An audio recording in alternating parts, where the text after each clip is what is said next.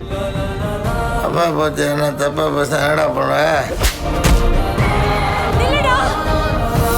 பட்ராஸ் matinee.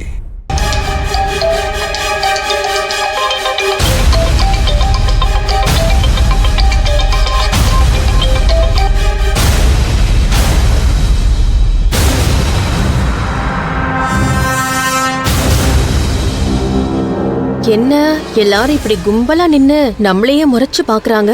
இந்த காக்கி சட்டக்காரன் வேற வெறப்பா நின்னுகிட்டு இருக்கான்.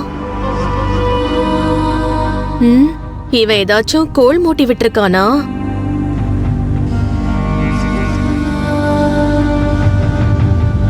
ஏ பூர்ணி, மது எங்கடி? நீ மட்டும் வர? மதுவா? அவளை பத்தி என்கிட்ட ஏன் கேக்குற? நீதானே அவளை ஸ்கூல் டூருக்கு அனுப்பிவிட்ட. நான் தான் அனுப்பிவிட்டேன். ஆனா நீ அவளை பஸ்ல இருந்து இறக்கி விட்டு எங்க அனுப்பிவிட்ட? என்னது இது? நடந்த விஷயத்த அப்படியே சொல்றா. மதுவை நாம போய் கூட்டிட்டு போன விஷயம் இவளுக்கு எப்படி தெரியும்? ஏ பூர்ணி, உண்மையை மறைக்கணும்னு நினைக்காத. மரியாதையா சொல்லிடு, மது எங்க அனுப்பி வச்ச?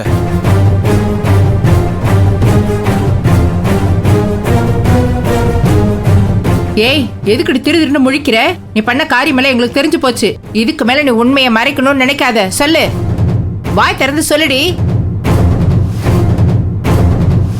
பூர்ணி, என் பொறுமைய சோதிக்காத.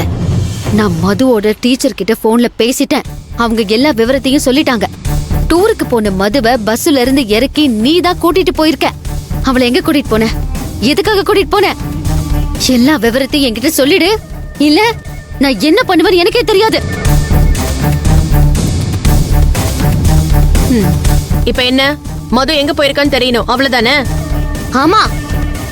மதுக்கு அந்த ஸ்கூல் ட்ரிப் போறதுக்கு பிடிக்கலையாம். அதனால அர்ஜுன், வித்யா, விக்கி கூட சேர்ந்து சென்னைக்கு டூர் போயிருக்கா.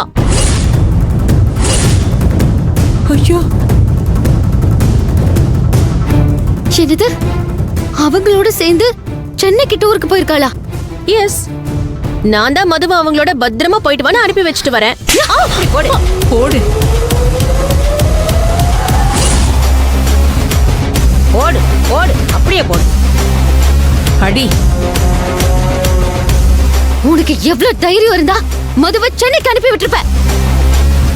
அதுவும் அந்த அர்ஜுன், வித்யா, விக்கி கூட அனுப்பி வச்சிருக்க. உன்ன நல்லா போடு.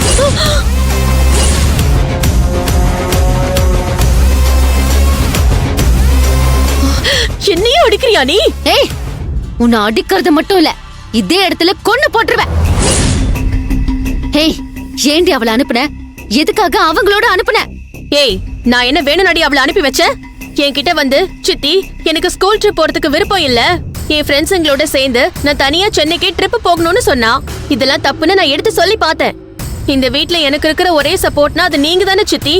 அதனால நான் வயித்து வலின்னு சொல்லி நடிச்சு உங்களுக்கு ஃபோன் பண்ணுவேன். நீங்க வந்து என்ன கூட்டிட்டு போகணும். அப்படி பண்ணலனா நான் வேற மாதிரி ஏதாவது முடிவு எடுத்துடுவேன்னு சொன்னா. அவ சொன்ன மாதிரி எதுவும் தப்பான முடிவு எடுத்துட்டா என்ன பண்றதுன்னு பயந்துகிட்டு நான் சரின்னு ஒத்துக்கிட்டேன். அதனாலதான் அவளுக்கு ஹெல்ப் பண்ணேன்.